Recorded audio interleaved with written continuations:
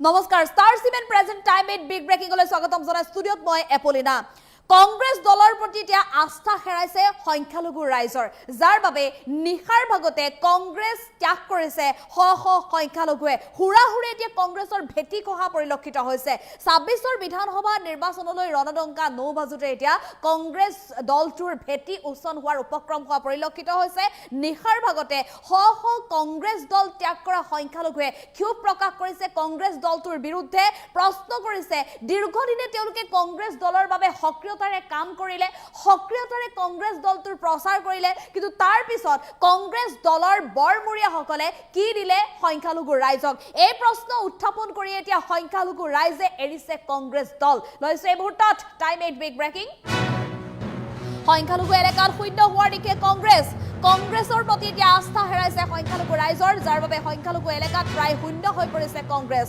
২৬ৰ নিৰ্বাচনৰ পূৰ্বে হুৰাহুৰে খহিছে কংগ্ৰেছৰ ভেটি এফালৰ পৰা প্ৰতিটো সংখ্যালঘু এলেকাত দেখিবলৈ পোৱা গৈছে কংগ্ৰেছৰ খহিছে ভেটি দলীয় নেতৃত্বৰ প্ৰতি আস্থা হেৰুৱাই কংগ্ৰেছ ত্যাগ কৰিছে শ শ কংগ্ৰেছে আৰু এবাৰ দলগাঁৱত কংগ্ৰেছ শূন্য হোৱাৰ দিশে দলগাঁৱত মণ্ডল কংগ্ৰেছৰ সভাপতিও এৰিছে কংগ্ৰেছ দল ইজনৰ পিছত সিজন কংগ্ৰেছে এৰিছে কংগ্ৰেছ এটা ডাঙৰ খবৰ যি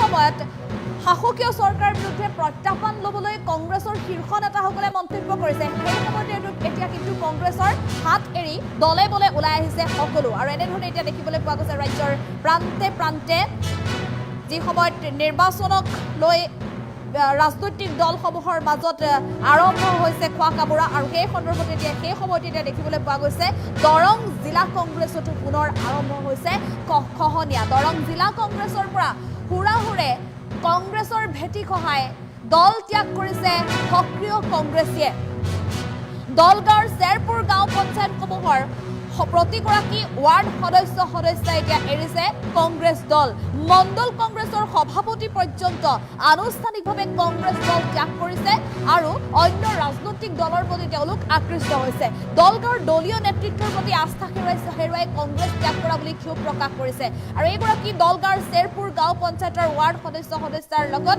মণ্ডল কংগ্ৰেছৰ সভাপতিগৰাকীয়ে দল ত্যাগ কৰি কংগ্ৰেছ ত্যাগ কৰি তেওঁ প্ৰশ্ন উত্থাপন কৰিছে যে দীৰ্ঘ বছৰে কংগ্ৰেছ দলটোৰ সৈতে সক্ৰিয়তাৰে কাম কৰি আহিছিল যেতিয়া সমগ্ৰ ৰাজ্যত বিজেপি চৰকাৰে দপদপাই আছে বা বিজেপিৰ বাবে ভাল দিন কংগ্ৰেছৰ বাবে দুৰ্দিন চলি আছে সেই সময়তো কিন্তু কংগ্ৰেছৰ দুৰ্দিনৰ দিনতো কিন্তু লগ এৰা নাছিল এগৰাকী মণ্ডল কংগ্ৰেছৰ সভাপতিয়ে তাৰ পিছতো কিন্তু একাংশ শীৰ্ষ কংগ্ৰেছ নেতাই এই সকল লোকক গুৰুত্ব প্ৰদান নকৰে আৰু যাৰ বাবে আজিৰ দিনটোত এনেধৰণে কংগ্ৰেছ দলটোৰ প্ৰতি আস্থা হেৰুৱাই এনেধৰণে এতিয়া যোগদান কৰিছে অন্য ৰাজনৈতিক দলত বিধায়ক মুজিবুৰ ৰহমানৰ AIUDFৰ বিধায়ক মুজিবুৰ ৰহমানৰ কৰ্মৰ প্ৰতি আকৰ্ষিত হৈ তেওঁলোক ওলাই অহা বুলি মন্তব্য কৰিছে আৰু এনেধৰণে দেখিবলৈ পোৱা গৈছে এফালৰ পৰা এতিয়া কংগ্ৰেছ দলৰ ভেটি খহা পৰিলক্ষিত হৈছে ৰাজ্যৰ বিভিন্ন প্ৰান্তত কংগ্ৰেছ দলৰ হুৰাহুৰে ভেটি খহি থকাৰ সময়তে এতিয়া দৰঙতো দেখিবলৈ পোৱা গৈছে কংগ্ৰেছ দলটো তীব্ৰ খহনীয়া হুৰাহুৰে কংগ্ৰেছৰ ভেটি খহাই যোগদান কৰিছে অন্য ৰাজনৈতিক দলত শাসকীয় চৰকাৰখনৰ বিৰুদ্ধে প্ৰত্যাহ্বান জনাবলৈ যি সময়ত ইখনৰ পিছত সিখন বৈঠকত মিলিত হৈছে কংগ্ৰেছ দলৰ শীৰ্ষ নেতাসকল আৰু সেই সময়তে ৰাজ্যৰ বিভিন্ন সংখ্যালঘু অঞ্চলসমূহত এক প্ৰকাৰ ভেটি হেৰুৱাবলগীয়া হৈছে কংগ্ৰেছ দলটোৱে আৰু আজি দৰঙত এটা বৃহত্তৰ অঞ্চলত কংগ্ৰেছ দল ত্যাগ কৰি এনেধৰণে ওলাই আহিছে শ শ সংখ্যালঘু দৰং জিলা কংগ্ৰেছত দলগাঁও চেৰপুৰ গাঁও পঞ্চায়তৰ সকলো ৱাৰ্ড সদস্যৰ সমান্তৰালভাৱে মণ্ডল কংগ্ৰেছৰ সভাপতিগৰাকীও আনুষ্ঠানিকভাৱে ত্যাগ কৰিছে কংগ্ৰেছ দল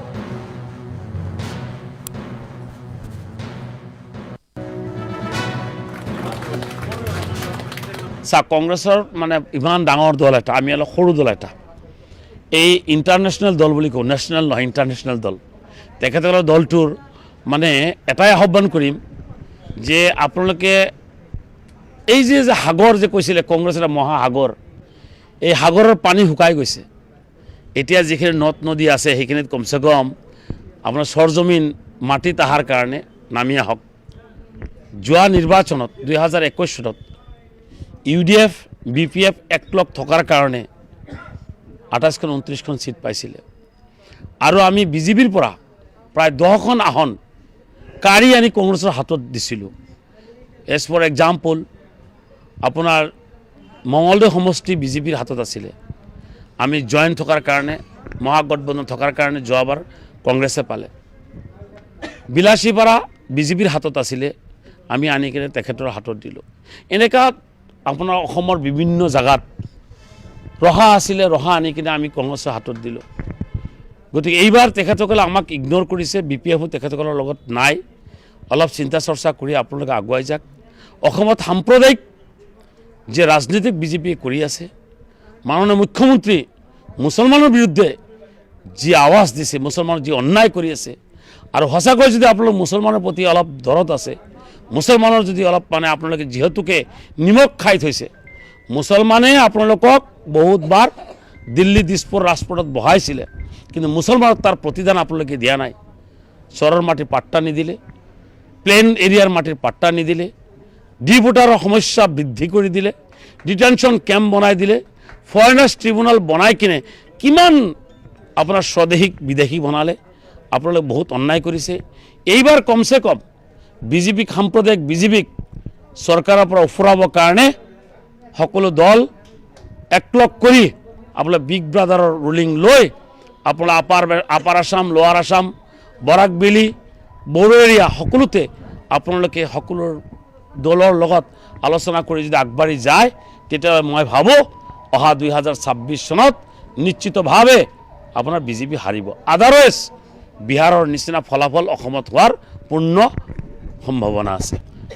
চাওক, কথাটো হৈছে কি, মই কংগ্ৰেছৰ নেতা বুলি নকওঁ, তেখেত পাৰ্ট টাইম নেতা। এটা সময়ত UDF-ত আছিলে, মাত্ৰ 2006-07-08লৈকে তেখেত আছিলে।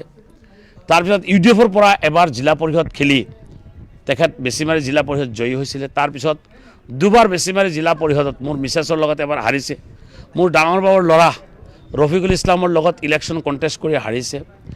আৰু তেখেতক মই দেখা পাইছোঁ, কংগ্ৰেছ পাৰ্টি যেতিয়া নেকি আপোনাৰ ইলেকশ্যনৰ সময় হয়, তেতিয়া তেখেত ওলাই আহে কুলি চৰাইৰ নিচিনা, আহি কিনে টিকেটটো বিচাৰে। কাৰণ টিকেটটো তেখেতে পাই যায়। জানে আপোনালোকে যোৱা নিৰ্বাচনত আগতো কংগ্ৰেছৰ এটা বেড নেম আছে, সেইটো হৈছে টিকেট দিয়াৰ সময়ত মানে পইচা লেনদেন কৰে, টকাৰ বিনিময়ত তেখেতসকলে টিকেট দিয়ে। গতিকে টকাৰ বিনিময়ত তেখেতে টিকেটটো লৈ আহে আৰু ইলেকশ্যন খেলে আৰু হাৰি যায়। গতিকে মই ভাবোঁ যে এইবাৰ তেখেতে টকাৰ যিটো অহংকাৰ, হয়তো টিকেটটোক লৈ আহিব পাৰিব, কাৰণ টকা যিহেতু আছে, আৰু কংগ্ৰেছ যিহেতু দলৰ নেতাসকলে টকাৰ লগত জড়িত, লাখ লাখ কোটি কোটি টকাত টিকেট চেল কৰে, গতিকে টিকেট লৈ আহিব পাৰিব। কিন্তু দলগাঁও সমষ্টিৰ ভোটাৰে তেখেতক ভোট নিদিয়ে। দলগাঁও সমষ্টিৰ ভোটাৰ ৰাইজে তেখেতক কোনোদিন ছাপৰ্ট নকৰে। ছাপৰ্ট নকৰাৰ বহুবিলাক কাৰণ আছে। আৰু তেখেতে যিখিনি মোক গালি পাৰিছে, মোক গালি পাৰক, মোৰ আপত্তি নাই। মই বিধায়ক, মই কিবা কাম কৰিব পৰা নাই, ক'ৰবাত কিবা দুখ কৰিছোঁ, মোৰ বিৰুদ্ধে তেখেতে 100টা কওক, কিন্তু শ্ৰদ্ধাৰ সন্মানীয় দলগাঁও সমষ্টিৰ ৰাইজক তেখেতে গালি পাৰিব, পাপী বুলি ক'ব, এইটো বৰদাস্ত কৰিব নোৱাৰি। আৰু দলগাঁও সমষ্টিৰ শ্ৰদ্ধাৰ ৰাইজক মই বিচাৰ দিছোঁ, অহা নিৰ্বাচনত আপোনালোকে ইয়াৰ প্ৰত্যুত্তৰ দিব লাগিব।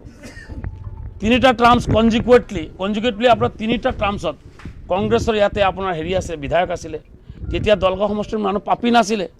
এবাৰ মাত্ৰ কংগ্ৰেছক ভোট দিয়া নাই, তালাচাবিত ভোট দিছে, মোক বিধায়ক বনাইছে, দলগাঁও সমষ্টিৰ মানুহ পাপী হৈ গ'ল। ইমান জঘন্য, ইমান নিকৃষ্ট পলিটিক্স কৰিব নাপায়। এই দলগাঁও সমষ্টি এখন সন্মানী সমষ্টি। এই সমষ্টিত বহুত জ্ঞানী গুণী, আপোনাৰ বহুত অলি বুজুৰ্গ, আপোনাৰ পীৰ বহুত আছে। তেখেতসকলক আপুনি পাপী বুলি কোৱাৰ অধিকাৰ ক'ত পালে?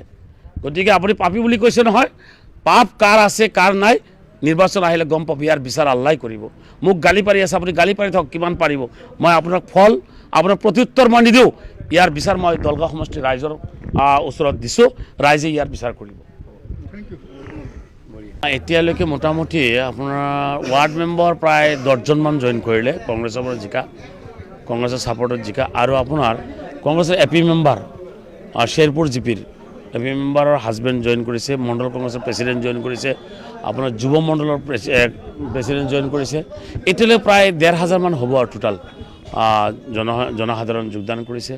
তো আপোনালোকে চাই থাকক, জানুৱাৰী আহোঁতে মোটামুটি কংগ্ৰেছ চাফা হৈ যাব। যোগদান কৰিছে সিহঁতক সোধক, তেখেতসকলক সুধিলে গম পাব মই জোৰ জলম কৰিছোঁ নাই। মইতো কৈছোঁৱে, যিসকল ছুটীলৈ মোৰ তাত আহিব, মোৰ প্ৰেমত পৰিলে আৰু গোলাই নাযায়, মইতো ক'লোৱে এইটো কথা। আজি বেছি জইন কৰা নাই, 150 মান হ'ব নেকি, 150 মান হ'ব কিজানি। এই নতুনকৈ সংযোজিত পঞ্চায়তৰ পৰা আপোনাৰ ফকীৰপাৰা বলগৰা পঞ্চায়তৰ, ইফালে আপোনাৰ পুনিয়াৰ পৰা যোগদান কৰিছে। মাত্ৰ এইখিনি নহয়, আপোনাৰ সমষ্টিৰ চুকে কোণে জাতি ধৰ্ম বৰ্ণ নিৰ্বিশেষে এইবাৰ, যোৱাবাৰ মই 60,000 ভোটত দলগাঁও সমষ্টিৰ ৰাইজে মোক জিকাইছিলে। এইবাৰ দলগাঁও সমষ্টিৰ ৰাইজে পণ লৈছে যে more than 1 লাখ ভোটৰ ব্যৱধানত ইনশাআল্লাহ দলগাঁও সমষ্টিৰ পৰা